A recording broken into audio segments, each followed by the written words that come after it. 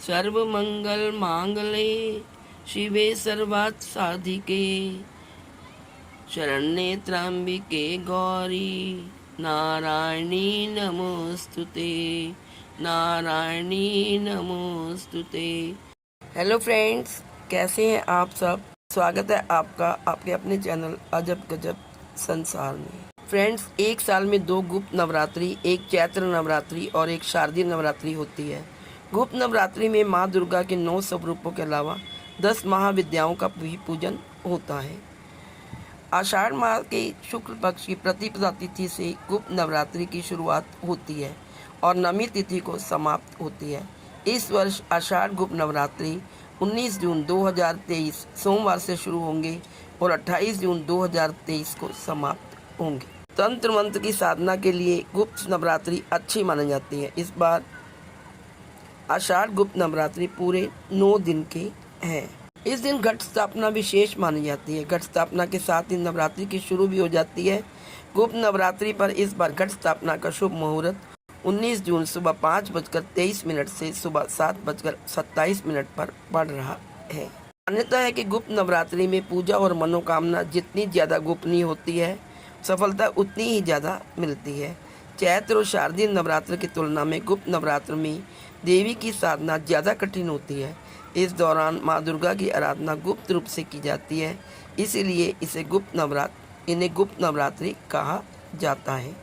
गृहस्थ जीवन वालों को गुप्त नवरात्र में देवी की सामान्य पूजा ही करनी चाहिए। आचार्यों के अनुसार गुप्त नवरात्रि में माँ काली, माँ तारा, माँ त्रिपुर सुंदरी, माँ भुवनेश्वर, माँ छिन्नमस्तिका, माँ त्रिपुर भैरवी, माँ धूमावती, माँ बगलामुखी, माँ मातंगी और माँ कमला की पूजा होती है।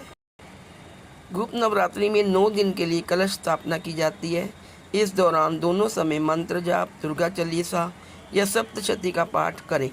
सुबह शाम आरती करना शुभ माना जाता है। माँ दुर्गा को दोनों समय लौंग और बताशे का भोग भी लगा सकते हैं। आप गुप्त नवरात्रों में धूप, सुगंध, अगरबत्ती, रुई या चमकीली सफेद सामग्री खरीद सकते हैं। सौभाग्य में वृद्धि के लिए समस्त सुहाग श्रृंगार सामग्री, काजल, कुमकुम, मंगलसूत्र, चूड़ी, कंगी, बिछिया, चुनरी, कांच आदि खरीदें और काली माँ को नवमी के दिन चढ़ाएं। गुप्त नवरात्रि के व्रत में गेहूं के आटे का इस्तेमाल वर्जित होता है। इसके स्थान पर अरारोट का आटा, राजगीरा आटा, कुट्टू आटा, सिंगाड़े का आटा, साबूदाना आटा इस्तेमाल कर सकते हैं। इसके अलावा आप समक, चावल और फलों का सेवन भी कर सकते हैं। गुप्त नवरात्रि में पूजा करते समय आप क्रीम हीम काली हीम क्रीम स्वाहा मंत्र का जाप कर सकते हैं। माँ कालरात्रि को गुड़ और उससे बनी मिठाई का भोग लगाया जाता है। 7वें दिन देवी के साथ ही इस प्रसाद को ब्राह्मणों को भी भोग लगाया जाता है।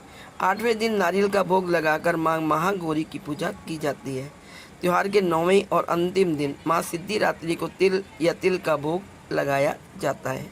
माँ दुर्गा को प्रसन्न करने के सर्वोत्तम तरीकों में से एक है उनके मंत्रों का जाप करना। कई मंत्र बहुत ही शक्तिशाली हैं जो कि आपके जीवन को बदल सकते हैं और इन मंत्रों से दुर्गा पूजा की शुरुआत करने की सलाह दी जाती है, जैसे कि या देवी सर्वभूतेषु दुर्गे रूपेण संस्थिता नमस्तस्यै नमस्तस्यै नमस्तस्यै नमो नमः। माता को प्रसन्न करने के लिए पूजा करने के बाद दुर्गा सप्तशती और दुर्गा चालीसा का पाठ कर सकते हैं।